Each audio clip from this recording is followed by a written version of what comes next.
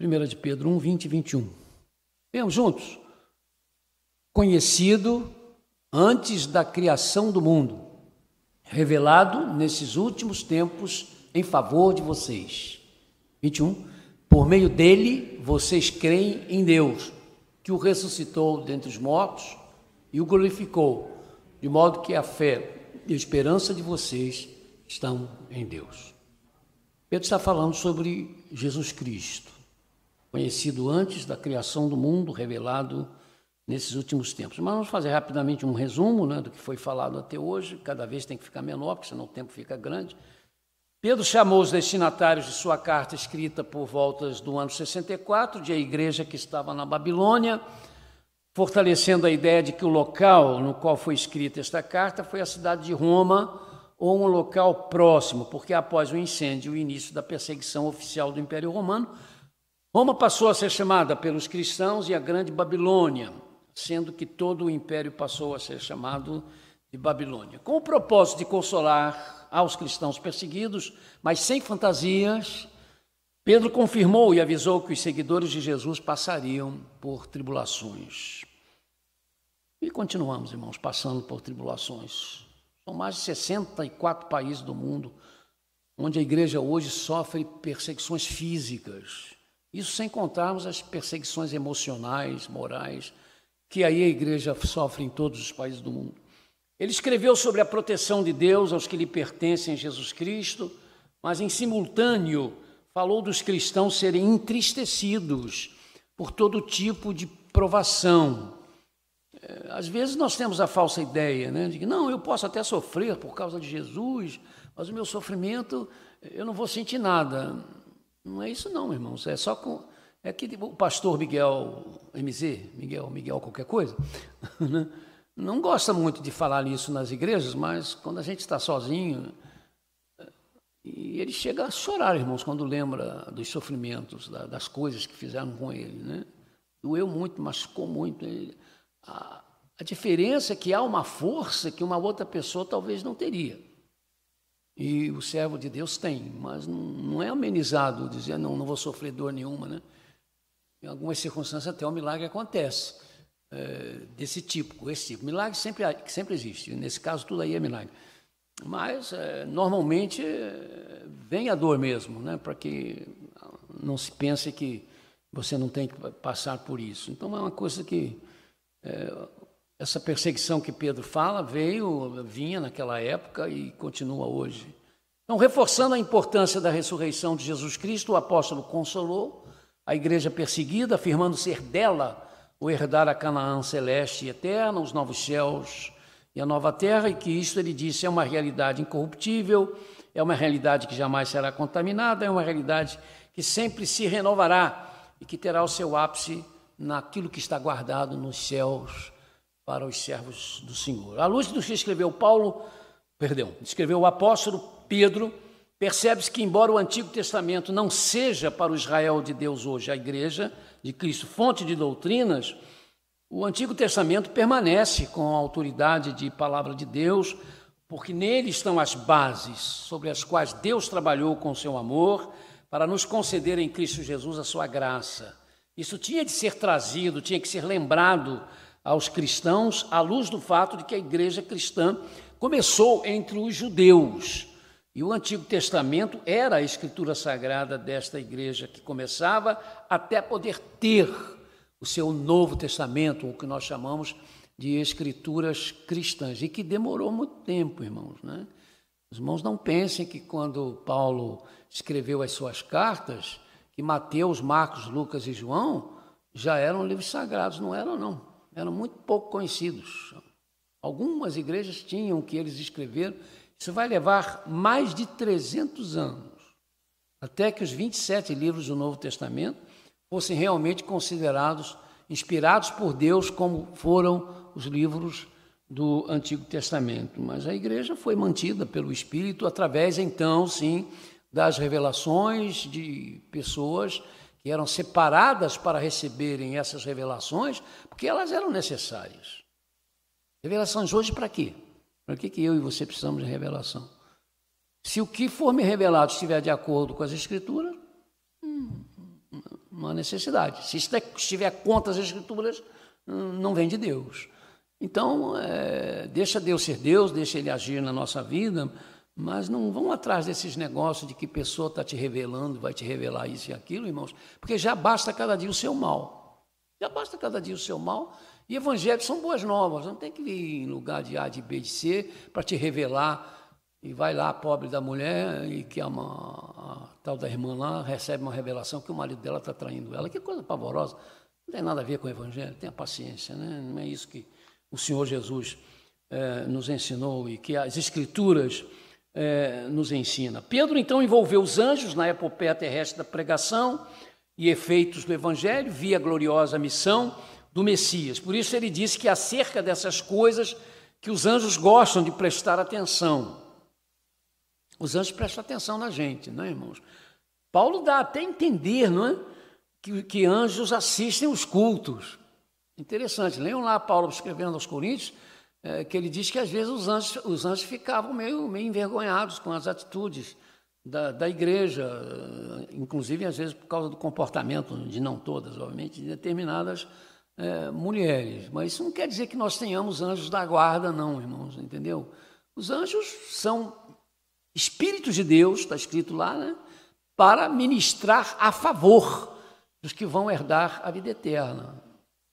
Mas não quer dizer que eles estejam andando com a gente, tenha que ficar tomando conta da gente, porque quem nos guarda é Deus, irmãos. Nós temos que buscar a proteção de Deus, é que Deus nos guarde. E os anjos do Senhor, dependendo das circunstâncias que Deus achar importante, que você tenha um contato, mesmo que você não saiba que seja com um anjo, o Senhor vai fazer acontecer, porque eles são para isso, para servir a igreja, e eles estão, de qualquer maneira, assistindo, né?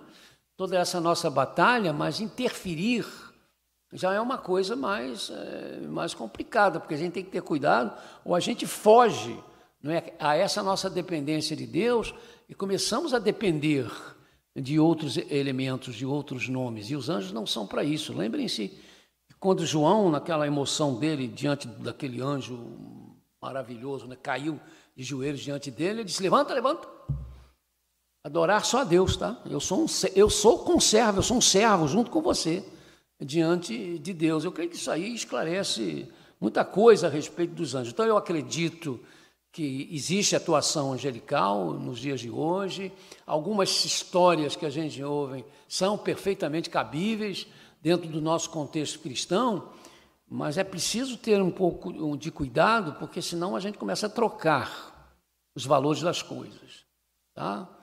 Busque o Senhor, é o que está escrito lá. Clame ao Senhor. Agora, se o Senhor achar que vai ter que ajudar você mandando um anjo, ele vai fazer, não precisa se preocupar, né? Se você vai ver ou não vai ver, é outra coisa também que você não tem que se preocupar, não está na minha nem na sua dimensão. A gente fala assim, tem muita gente que fica decepcionado, mas, irmãos, o cristianismo não tem fantasia, não. O cristianismo tem poder, o cristianismo tem misericórdia de Deus. Fantasia não, Deus não é Deus fantasia. O batendo em cima do que Pedro chamou de esperança viva por meio da ressurreição de Jesus, os cristãos, nos escritos petrinos, estão convocados a manifestar a certeza que têm de que, por causa da graça da salvação, nós receberemos a graça da glória eterna, não a ira de Deus, que se manifesta sobre os que recusam-se e se recusarão à salvação em Cristo Jesus. Também podemos perceber na maneira de escrever de Pedro que mesmo entre os filhos de Deus há os filhos desobedientes, não filhos da desobediência. Filhos da desobediência são os perdidos, mas há crentes que se tornam filhos desobedientes, como em todas as famílias existem. E como nós somos uma família, a família de Deus, também na família de Deus existem os filhos desobedientes, que precisam ser disciplinados pela disciplina de Deus, que é justiça, mas que nunca deixa de ser amor. E também vem a ira de Deus sobre os seus filhos desobedientes. Não é a mesma ira que vem sobre os filhos da desobediência, mas sobre os filhos de Deus desobedientes, o Senhor às vezes tem que mostrar a sua ira. E você tem exemplos disso no Antigo Testamento e mesmo no Novo Testamento, não é? Nós temos que aprender que Deus não age conosco, no entanto, à luz do seu ideal. Deus tem um ideal para a minha vida. Mas quando Ele age comigo, irmãos, Ele não age à luz desse ideal que Ele tem para mim, porque Ele sabe que eu estou longe desse ideal, ou eu estou tentando conseguir, mas eu estou sempre faltando alguma coisa e faltando alguma coisa. Ele age na minha vida dentro da minha realidade. E dentro dessa minha realidade, porque Deus está comigo através do Espírito Santo, está com o irmão e com a irmã através do Espírito Santo, o pecado ele pode ser combatido, ele pode ser vencido, não é? E aí nós vamos poder compreender o que é que o apóstolo quis dizer, que nós devemos ser santos como Deus é santo, não é?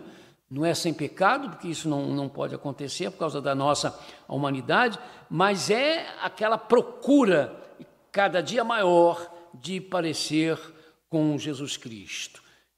Depois eu entrei no estudo sobre a questão do medo, a palavra fobia, que Pedro usou, que pode significar, a princípio, medo realmente de alguma coisa, também pode significar profunda reverência. O temor ao Senhor não é um medo desse tipo de pavor. O temor ao Senhor é levar Deus a sério, é ter reverência por Deus e pela sua palavra. Mas em relação ao pecado, a gente tem que ter medo mesmo. Tem que ter medo do pecado. Medo de pecar. A gente tem que ter medo de pecar. Porque a gente sabe, quando a gente peca, as coisas que podem acontecer por causa do nosso pecado. Então, duas coisas que Pedro lembra que o cristão não pode esquecer. De ter medo do pecado, mas ao mesmo tempo de não se esquecer da realidade de Deus como seu Pai. O seguidor e a seguidora do Senhor Jesus deve ter medo de pecar, mas nunca esquecer, não é? De que o Senhor, nosso Deus, é o nosso Pai, o Pai nosso, o nosso papai, que corrige às vezes porque precisa corrigir dentro da sua justiça, mas nunca deixa de nos amar, de ter compaixão de nós, mesmo dentro dos nossos equívocos e erros. Se somos parte, irmãos, da raça eleita, e somos do sacerdócio real, e somos, sempre vamos ser corrigidos quando errarmos. O Senhor tem todo o direito de nos corrigir. Afinal, não nos deve causar espanto o nos considerarmos escravos de Jesus. Aceitando ser corrigidos, mas também experimentando o paradoxo de nos sentirmos livres para sempre, à luz da liberdade que, como escravos de Cristo, nós experimentamos, liberdade que Ele nos outorgou com o seu sacrifício na cruz do Calvário.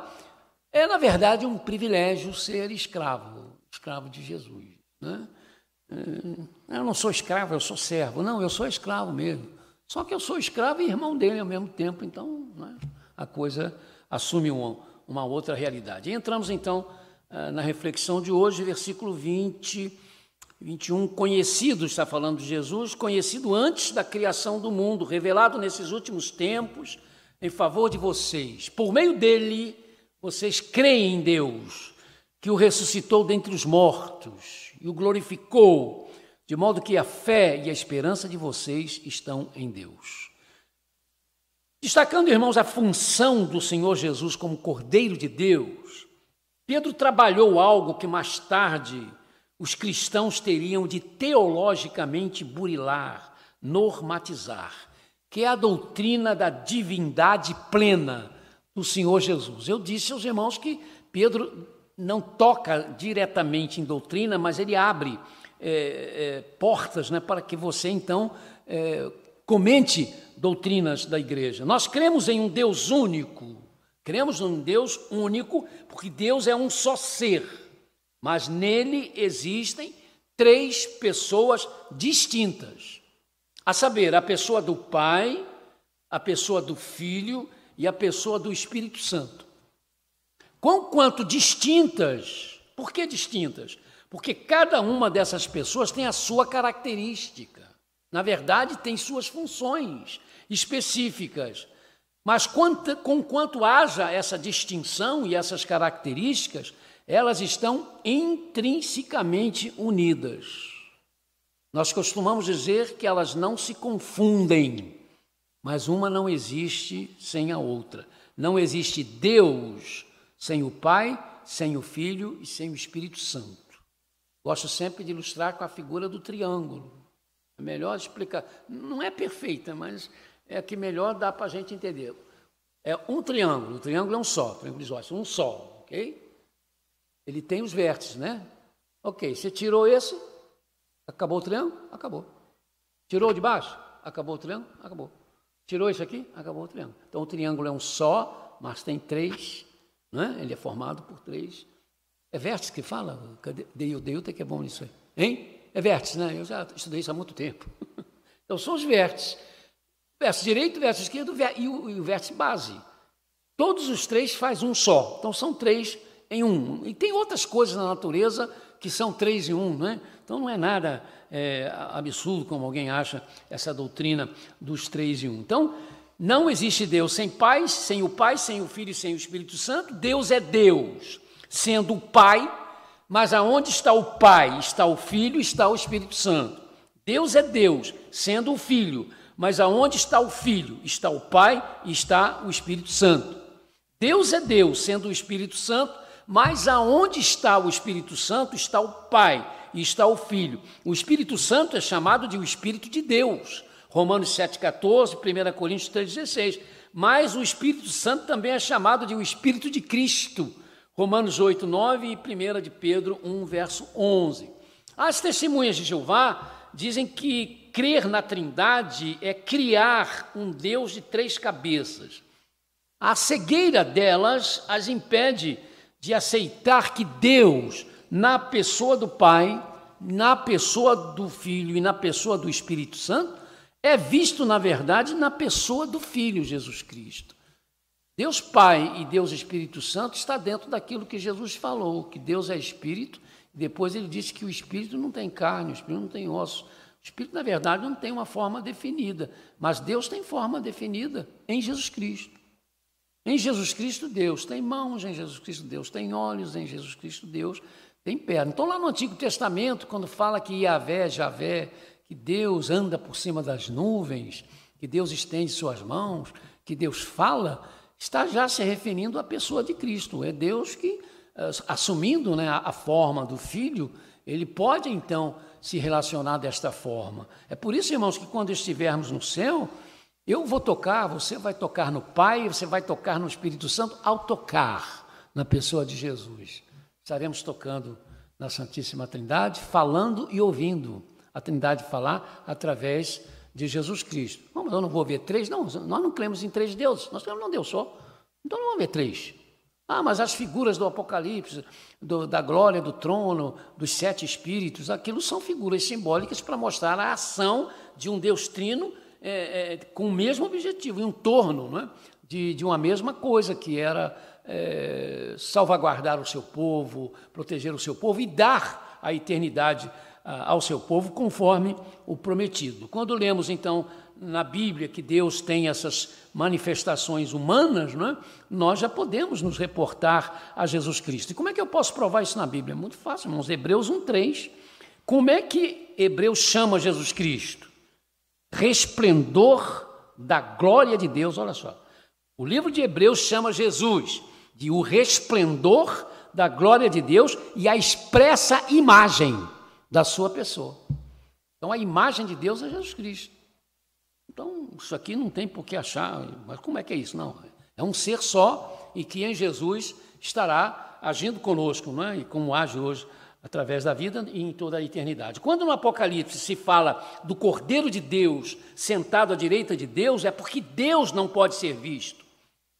Mas naquele momento ele está sendo refletido na imagem do Cordeiro, que é Jesus Cristo, sentado à direita de Deus, porque na linguagem oriental, sentar-se à direita de um rei é poder receber a mesma honra que se dá àquele rei. Por isso que a figura do Cordeiro é vista, sentado ao lado do trono de Deus, onde se fala da glória de Deus.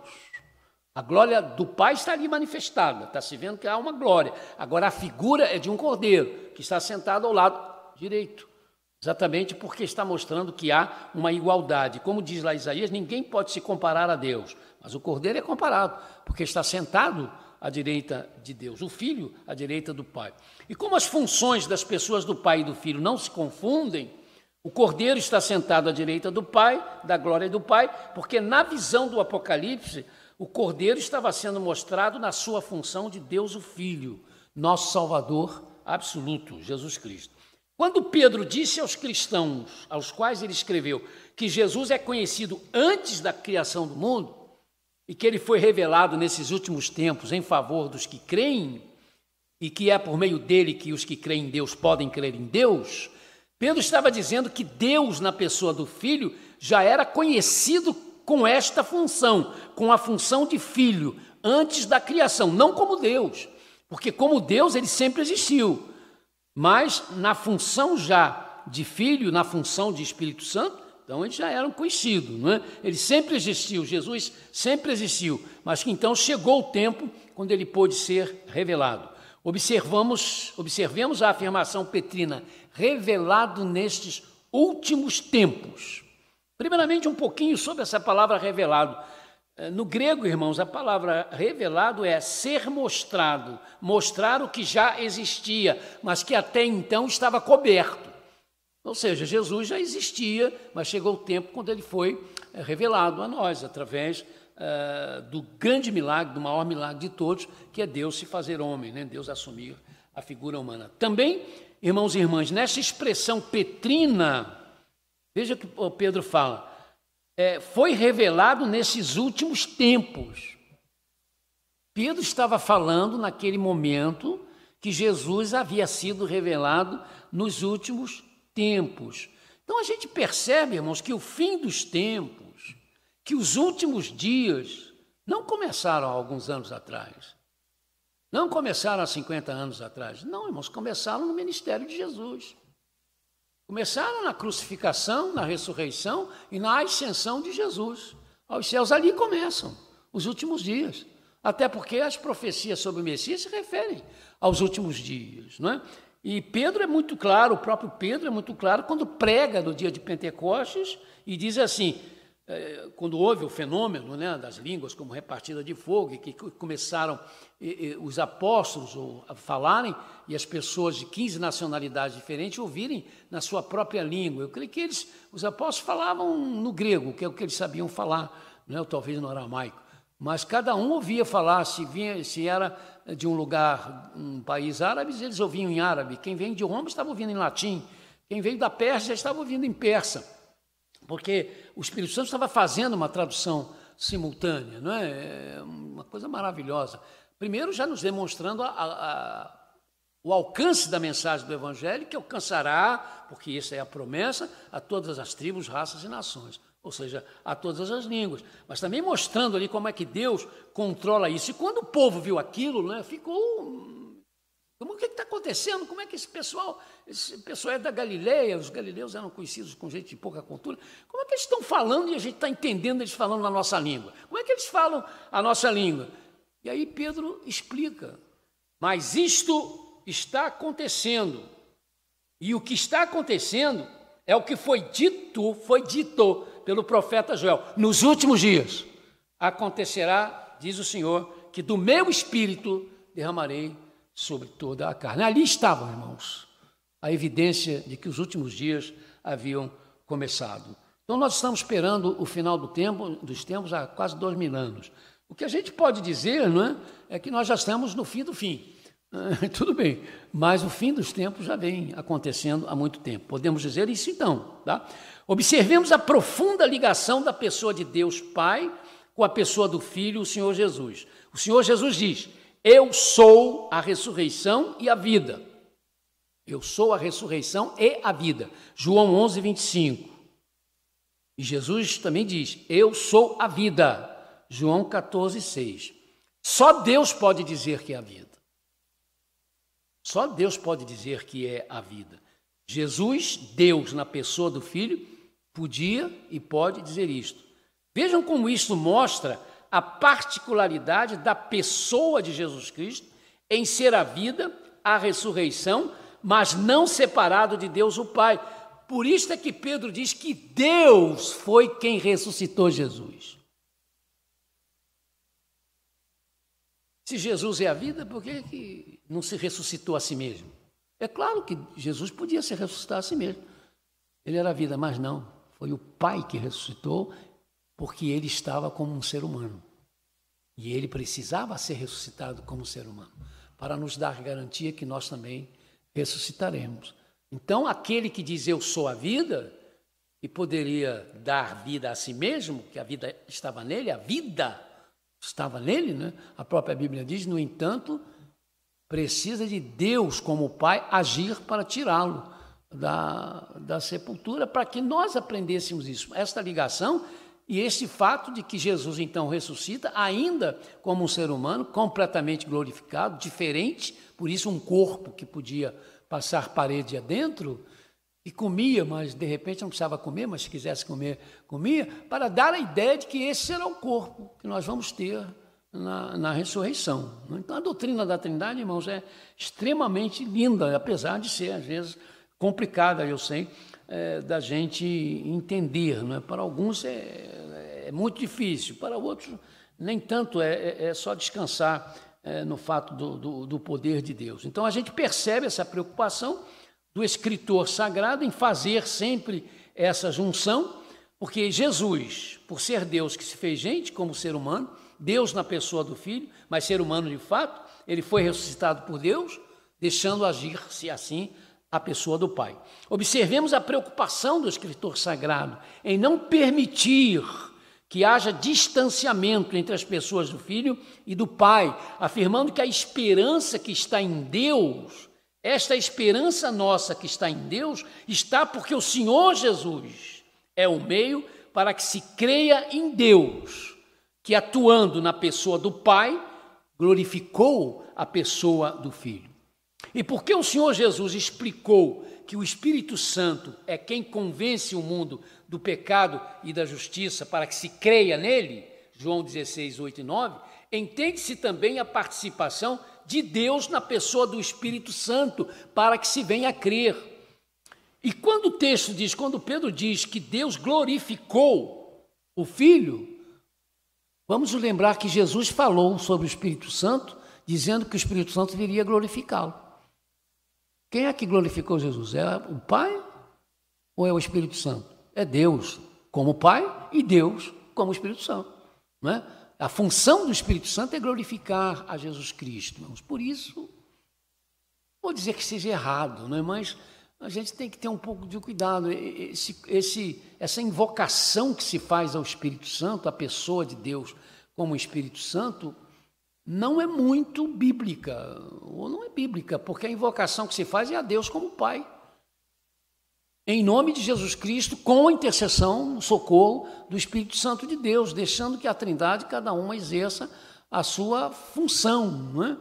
Então, o culto é cristocêntrico, o culto é a adoração a Jesus Cristo, porque, primeiro, quem não honra o Filho não honra o Pai. É o que Jesus diz, quem não honra o Filho não honra o Pai.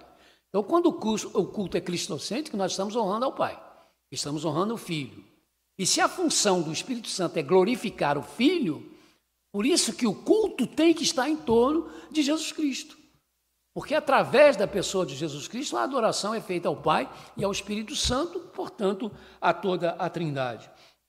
Porque o Senhor Jesus explicou que o Espírito Santo é quem convence o mundo do pecado. Então, quando Pedro diz que é por Deus, que é por causa de Jesus, que nós chegamos a crer em Deus, a gente percebe aí a ação do Espírito Santo, ainda que o Espírito Santo não seja, nesse caso aqui, nesse contexto, citado. Por meio de Jesus, Pedro disse aos cristãos, aos quais ele escreveu, que o Espírito Santo nos fala hoje, por meio de Pedro, e ele deixou isso escrito. Por meio dele, Jesus, se pode crer em Deus, é que se pode crer em Deus. Irmãos, obviamente que esse crer em Deus aqui, neste caso, não é somente crer que Deus existe, e aí Tiago, né, nos ajudou quando escreveu, você crê que existe um só Deus? Muito bem, até mesmo os demônios creem e tremem, Tiago 2,19. Há duas maneiras de se crer em Deus.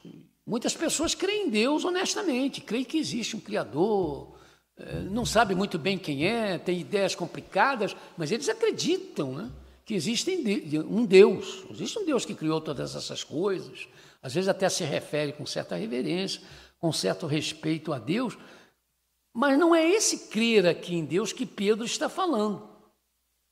O crer em Deus que Pedro está falando é aquele crer motivado pelo recebimento do Senhor Jesus, que faz com que você creia na realidade de Deus, na realidade do Deus que se envolve com você, do Deus que se envolve com cada um de nós, porque nos ama, do Deus que nos tornou herdeiros da sua glória eterna em Jesus Cristo.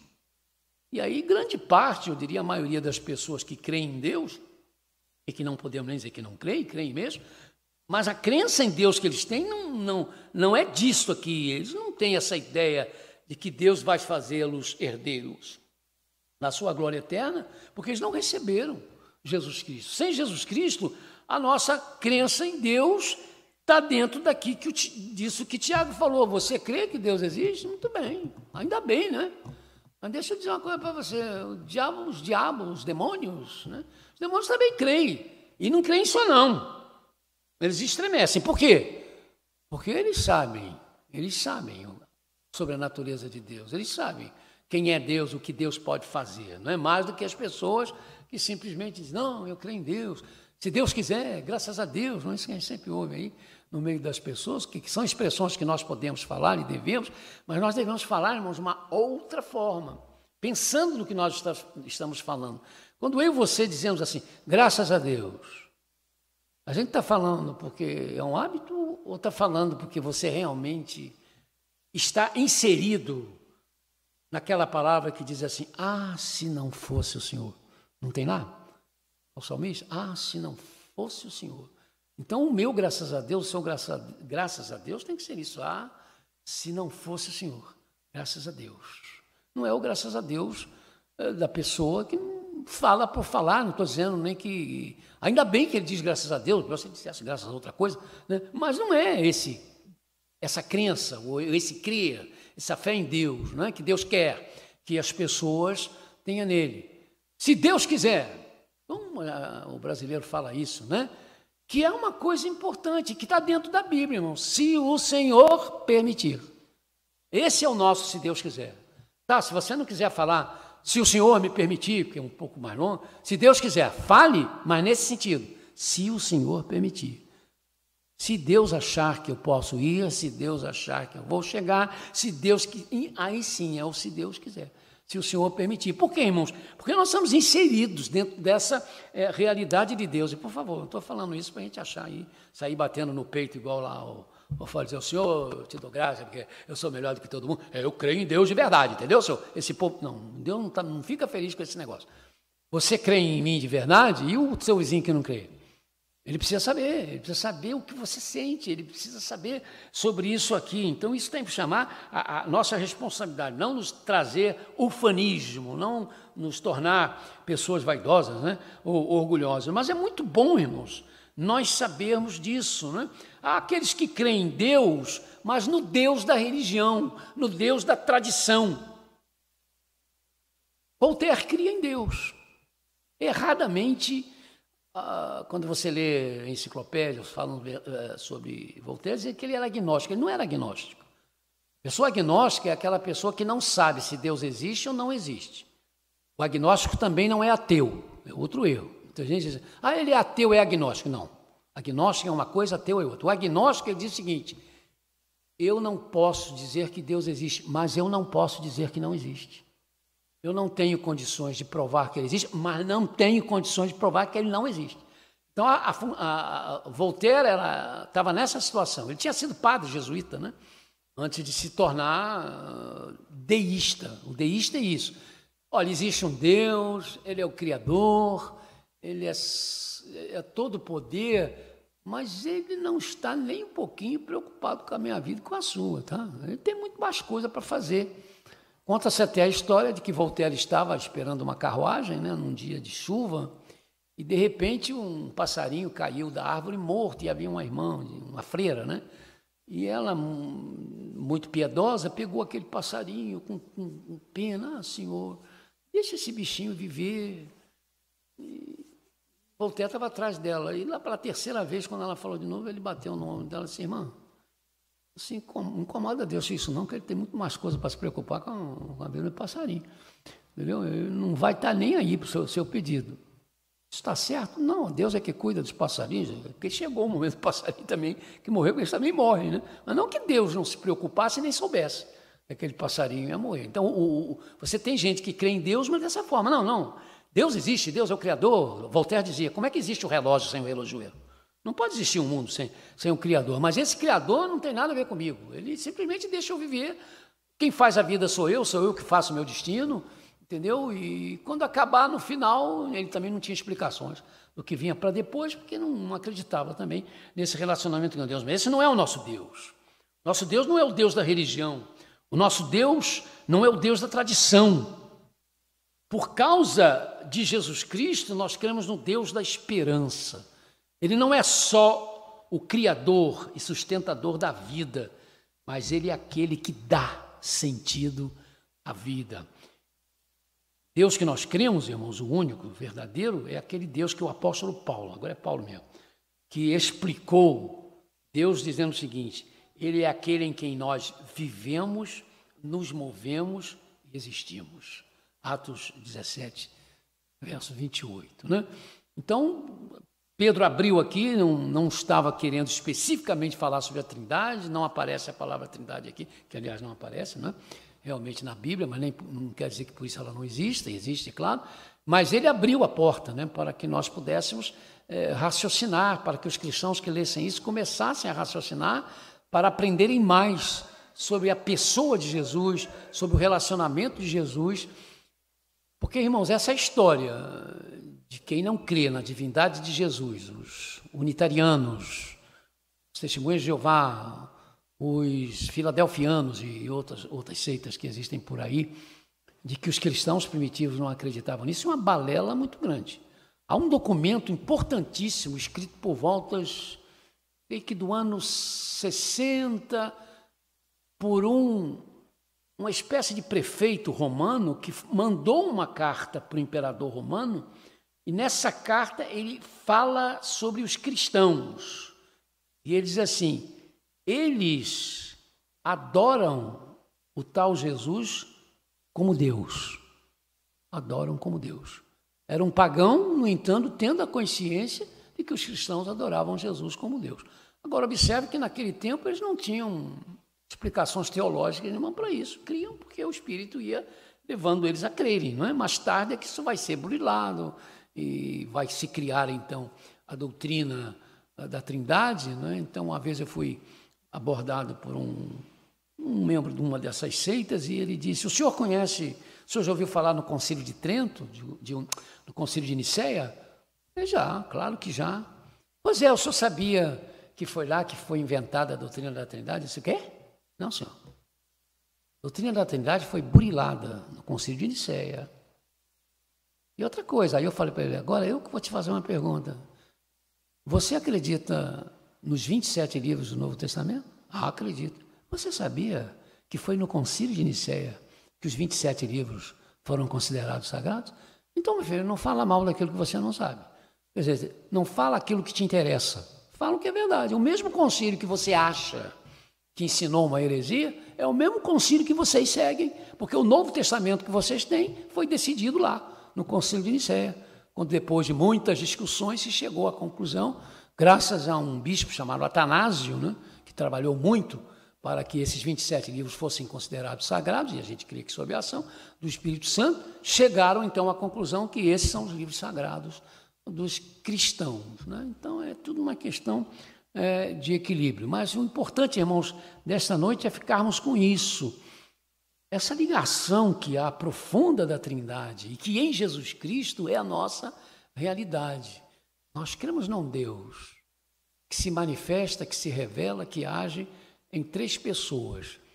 Três pessoas, no entanto, envolvidas e manifestando o seu amor por nós em tudo que aconteceu, em tudo que Deus fez e faz por nós como Pai, providenciando a salvação, projetando a salvação, executando a salvação como Filho, confirmando a salvação como Espírito Santo, nos ouvindo do seu trono de graça, aquilo que nós precisamos, por causa daquilo que Jesus fez na cruz do Calvário, e como nem orar como convém a gente sabe, né? Precisa estar sempre ajudado, lá está o Espírito Santo de Deus, Deus como Espírito Santo, traduzindo, né, aquilo que nós realmente precisamos falar e pedir.